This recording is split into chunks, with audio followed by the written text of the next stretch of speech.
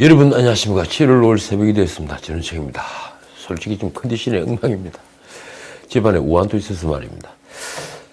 저는 이런 유튜브 방송에 요즘 깊은 회의감을 가지고 있습니다. 저는 주말이죠. 이 주말 방송은 윤석열 대통령을 공격하거나 결코 비판한 방송이 아니었습니다. 윤 대통령이 첫 해외 외교 활동에 나서는데, 그러니까 대외 호재인데 이 지지율이 큰 폭으로 하락한 원인을 짚어본 방송이었습니다. 그런데 방송에 나가자마자 온갖 댓글들이 올라왔습니다. 제가 조금처럼 댓글을 잘 읽지 않는데 보지 않을 수 없었습니다. 방송을 다 보지도 않고 제목만 보고 올린 글들입니다. 그러니 23분 49초 길이의 영상, 이 영상의 평균 시청 시간은 13분 23초에 불과했습니다. 절반을 좀 넘는다고 할까요? 윤석열이 추락하고 있다는 그 표현이 그렇게 걸렸습니까? 아니면 취임 직후에 지지율이 추락하는 게 아무런 일이 아닌 것입니까? 심지어 댓글 중엔 입에 담기 힘든 욕설과 절대 해서는 안 될 제 가족에 대한 공격도 있었습니다. 그것도 한둘이 아닙니다. 그런데도 제가 왜 이런 방송을 굳이 해야 하는 걸까요? 보수의 외연을 넓히지도 못하는 데다가 이 경제적으로 솔직히 엄청난 손실까지 보면서 말입니다. 이 볼품없는 방송을 준비하는데 적어도 하루 6시간 이상을 쓴다면 믿으시겠습니까? 저는 단 한 번도 이 구독해달라는 말을 하지도 않습니다. 그게 남아있는 제 자존심이기 때문입니다. 그런데도 제 방송을 굳이 찾아와 방송을 다 보지도 않으면서 왜 입에 담아서는 안 될 그런 욕설을 하는 걸까요? 그래서 제가 생각했습니다. 이제 개나 키우면서 유유자적할 때도 되지 않은가? 아니면 차라리 정치를 할까? 어차피 정치판은 이 국가의 미래와는 하등 상관없이 정상배들이 벌이는 이전투구판이니 말입니다. 진흙판의 개싸움입니다. 국가의 미래에 대한 걱정이 전혀 없는 자들은 오로지 사익과 그리고 자신의 입신 영달만을 생각합니다. 자, 이 뉴스를 좀 짚어보겠습니다. 어제 나온 뉴스죠. 이 여야가 막판에 후반기 국회를 출범시켰습니다. 완전한 출범은 아닙니다. 후반기 국회의장에 5선 김진표 의원을 선출하는 등 의장단을 선출한 것입니다. 야당목 부의장엔 4선 여성 의원인 김영주가 선출됐습니다. 이분 놀라운 분입니다. 이 나라 노조가 만들어낸 입지전적인 인물입니다. 그런 농구 선수 출신이죠. 그런데 은행원으로 전직을 했고 이 노동운동에 뛰어들었습니다. 그 후에 17대 비례대표로 국회의원이 된 뒤에 영등포갑에서 3선을 했습니다. 물론 중간에 한번 낙선을 한 경험이 있습니다. 문재인 정권에서 노동부 장관까지 지냈으니 이 대단한 이력을 쌓아 올린 셈이 되었습니다. 정말 입지전적인 인물입니다. 이로써 한 달 넘게 대립을 하다 이 국회는 정상화의 물꼬를 텄습니다. 그러나 법사위원장과 이 사법개혁특별위원회 4개위 구성을 둘러싼 갈등은 여전히 남아있습니다. 윤 대통령은 4일 오전 인사 문제를 언급했습니다. 이 현 정부가 지명했던 인사들에 대해 전문성과 역량이 뛰어나고 도덕성 면에서도 전 정부에서 밀어붙인 인사들과 비교가 될 수 없다고 말했습니다. 솔직히 놀라운 발언입니다. 그러면서 우리 정부는 다르기 때문에 신속하게 결론을 낼 생각이라고 말했습니다. 그러자 김승희 복지부 장관 후보자가 자진 사퇴했습니다. 중앙선관위가 정치자금 유용 혐의로 대검의 수사를 의뢰한 지 딱 있어 말입니다. 윤 대통령이 지명한 복지부 장관으로는 정호영에 이어 두 번째 낙마입니다. 제일 없는 일입니다. 자, 이 김승희가 사퇴하자 한결 부담이 준 윤 대통령은 박순애 사회부총리 겸 교육부 장관과 이 김승겸 합창의장을 임명했습니다. 공정거래위원장엔 법대 교수 시절 성희롱 문제가 남아있는 사법심 동기생이죠. 이 송옥열을 후보자로 지명했습니다. 결국 박순애 김승겸 후보자는 인사청문회 없이 임명이 된 겁니다. 특히 합참의장은 공백이 길어지면 국가안보에 좋지 않다는 판단에 따라 임명을 강행한 것인데 지명 후에 무려 40일 만에 임명이 됐습니다. 박순애의 경우 음주운전 경력과 이 교수 시절 갑질 의혹 등으로 논란이 컸습니다. 교육 전문가가 아니라는 비판도 있었습니다. 그런데 이 김승희가 있었던 탓에 살아난 케이스입니다. 한편 윤 대통령은 김주현 금융위원장 후보자에 대한 인사청문 경과 보고서 재송부를 국회에 요청했습니다. 재송부 기한은 8일까지입니다. 그 뒤에 윤 대통령은 김주현을 임명하겠죠. 한편 윤 대통령은 4일 신임 경찰청장에 윤익은 경찰청 차장을 예정했습니다. 이분도 놀라운 분입니다. 7월 27일 사의를 표명한 김창룡에 대한 사표를 조만간 수리한 뒤에 이 윤 차장을 후임 경찰청장에 지명할 예정이라고 합니다. 그는 1991년 경찰대를 졸업하고 이 경위로 임관한 뒤에 30년 만에 그러니까 경찰이 총수로 올랐습니다. 특히 작년 2021년 12월 치안감으로 승진한 뒤에 이 반년 만인 지난 6월 치안정감으로 승진했습니다.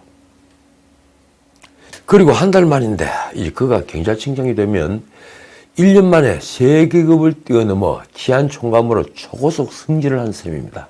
정말 진리 없는 일입니다. 이런 인사가 과연 타당한 인사일까요? 토요일인 2일 이 서울 도심이 완전히 마비됐습니다. 윤석열 정부 출범 이후 민주노총이 주도하는 첫 대규모 집회가 열린 것입니다. 제가 이 집회를 주목하는 것은 노동개혁을 하기 전에 윤석열 정부가 칼을 뽑기 전에 민주노총이 먼저 성공을 한 것입니다.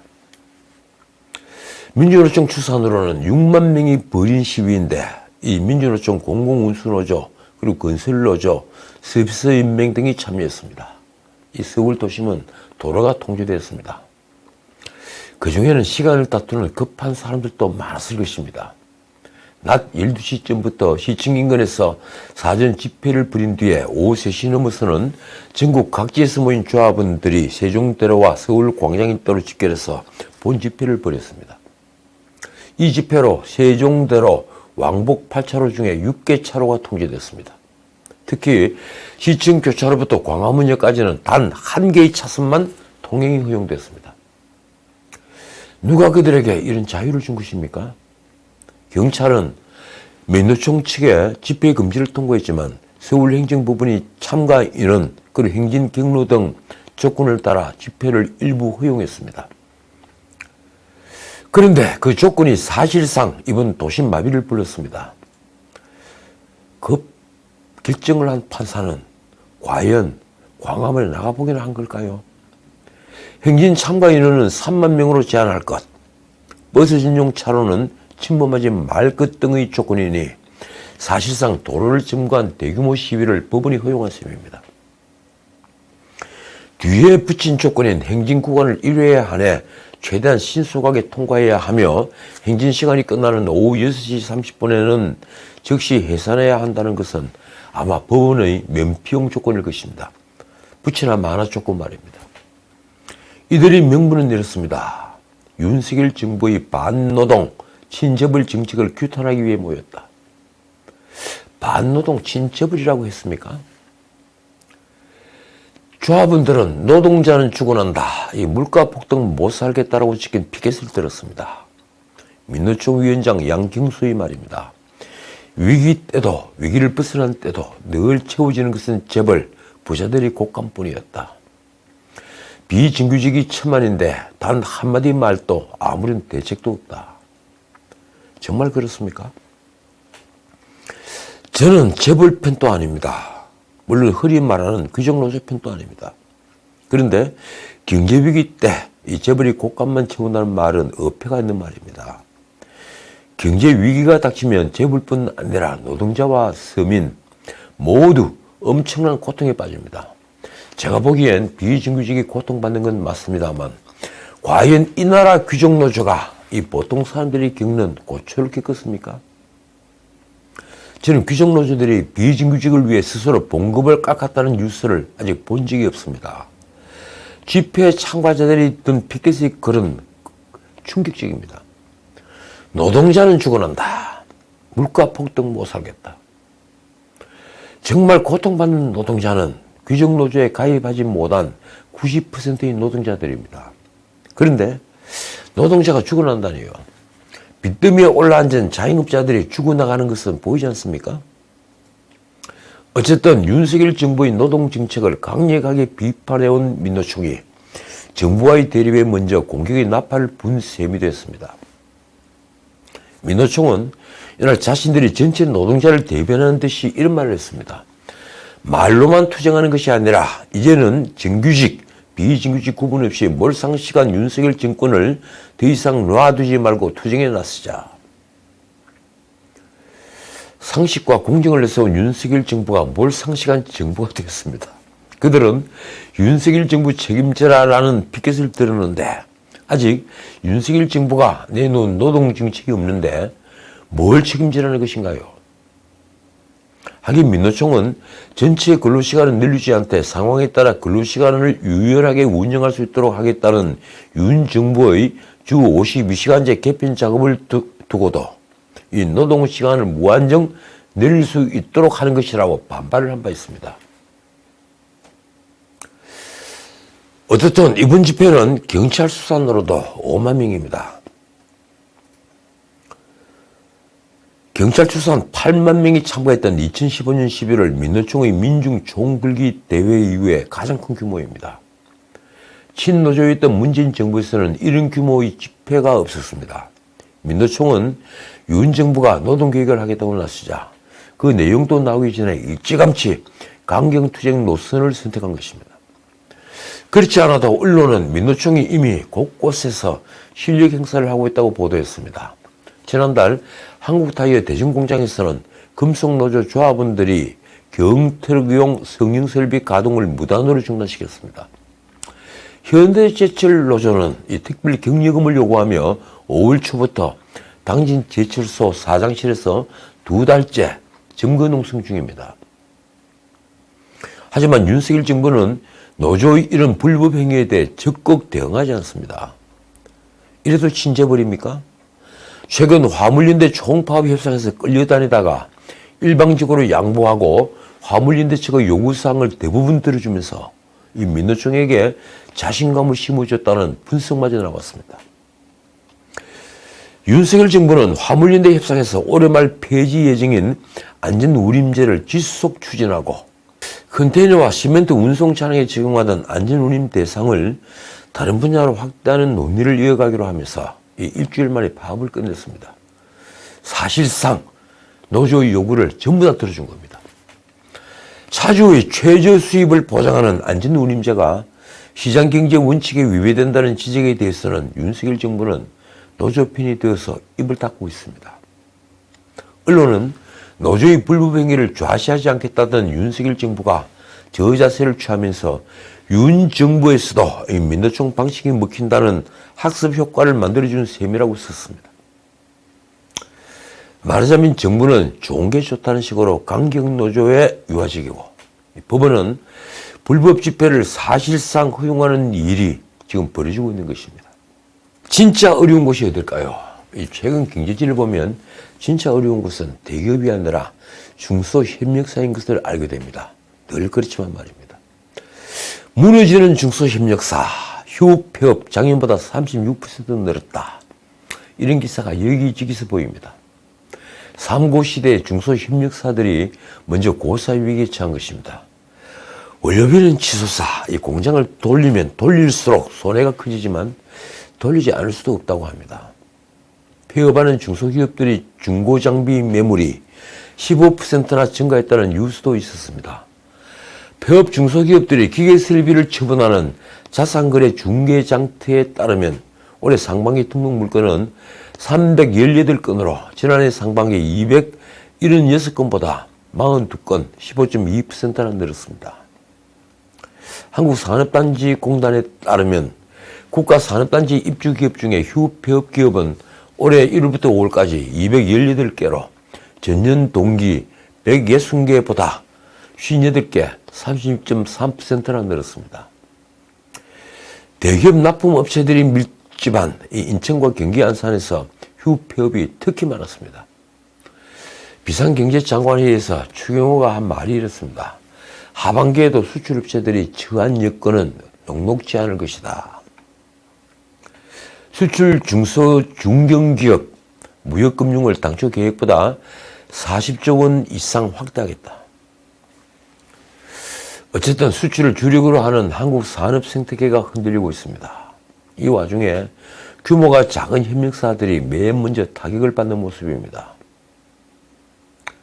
원자재 가격 상승과 환율 변동, 무엇보다도 소비 위축 등 예측하기 어려운 퍼펙트 스톰 앞에서 한치 앞을 내다보기 어려운 경영 상황으로 치닫고 있는 것입니다. 그래도 이 삼성과 현대차 등 대기업들이 원자재 인상분을 어느 정도 보전해주고 있는 협력사들은 좀 낫습니다. 아니, 많이 낫습니다. 전기료 유류비, 인건비 등이 함께 치솟고 있는 데다가 이 글로벌 소비 침체로 근본적으로 수출 물량이 줄어드니 정말 이 중소협력사들로는 감당이 안 되는 것입니다. 협력업체들이 무너지면 그 다음은 어딜까요? 당연히 이런 협력업체들이 물건을 받아서 상품을 만들어내는 대기업입니다. 말하자면 협력사들이 무너지면 우리 제조업 기반이 무너지는 생태계 붕괴가 시작되는 것입니다. 아니, 벌써 시작되었습니다. 더 큰 문제는 대내외 경제 여건이 하반기에도 계속 악화를 그릴 거라는 암울한 전망입니다. 원달러 환율은 여전히 1,300원 선에 육박하고 있는데 이런 고환율은 이제 수출에 도움이 되기보다 수입 원자재비 가격을 인상시켜 더욱 부담만 될 뿐입니다. 더욱이 유가와 수입 곡물 가격 등으로 촉발된 인플레이션으로 인한 이 소비 침체는 개선될 여지가 거의 없습니다. 가격 인상이 대부분 대외 요인으로 인한 것이기 때문입니다. 수출 전망도 좋지 않습니다. 수출이 악화되면 당연히 협력업체들의 일감도 줄어듭니다. 정경련이 조사를 했더군요. 12대 수출 주력업종 150개사 대상으로 하반기 수출 전망을 조사를 했는데 그 결과 반도체, 디스플레이 등 전기전자와 철강, 석유, 화학업종의 하반기 수출은 전년 동기 대비 감소할 것으로 관측이 되었습니다. 대외 여건도 좋지 못합니다. 제가 전에도 한번 말씀드린 대로 미국 연준 FED가 미국의 국내 총생산, 그러니까 미국 GDP가 올 1분기에 이어 2분기에도 마이너스 성장을 기록할 것으로 전망했습니다. 이 전망대로라면 미국은 2분기 연속으로 경제가 후퇴하는 경기 침체에 이미 접어든 것입니다. 우리 경제 어떻게 해야 할까요? 어제 코스피 지수 2300.34. 어제는 코스피 지수가 나흘째 하락하면서 2300선을 겨우 지켜냈습니다. 장 초반 2300선에서 공방을 벌이던 코스피 지수는 오후 들어서 개인 투자자가 순매도로 돌았으며 하락을 했는데 장중 2280선 아래로 떨어지며 연저점을 경신하기도 했습니다. 금융위 앞에서는 공매도를 금지시키라는 개미들의 시위가 벌어졌습니다. 그런데 금융위는 공매도를 금지할 생각은 전혀 없는 것 같습니다. 늘 드리는 말씀이지만 경제 문제는 위기가 곧 기회입니다. 문제는 기회로 만들 수 있는 지도자의 판단력 그리고 결단력입니다. 윤석열 대통령으로서는 너무 일찍이 이 성부치를 만난 셈이 되었습니다. 그런데 이 윤 대통령은 아까 잠깐 말씀드린 대로 대범한 모습을 보였습니다. 그는 이날 오전 대통령실 출근길의 이른바 도어스태핑에서 이렇게 말했습니다. 제가 하는 일은 국민을 위해 하는 일이니 오로지 국민만 생각하고 열심히 해야 한다는 그 마음만 가지고 있다. 이 말이 왜 나왔는가 하면 지지율 하락에 대해서 기자들이 묻자 지지율에 신경을 쓰지 않는다면서 한 말입니다. 그런 논란이 된 인사 문제에 대해서는 우리 정부에서는 빈틈없이 사람을 발탁했다고 저는 자부한다며 놀라운 답변을 했습니다.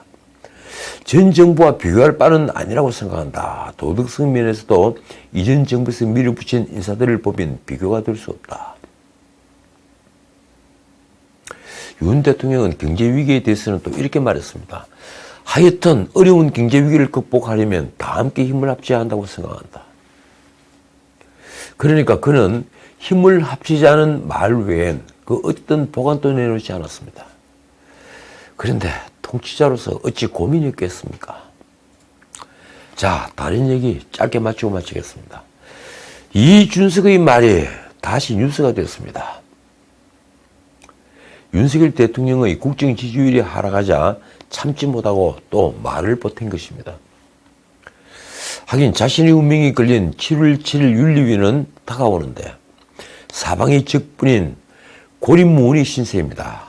이준석이 윤 대통령의 국정 수행 지지도가 높지 않은 것에 이 대표의 책임이 있다는 일각의 주장에 대해 언론 인터뷰에서 한 말이 이렇습니다.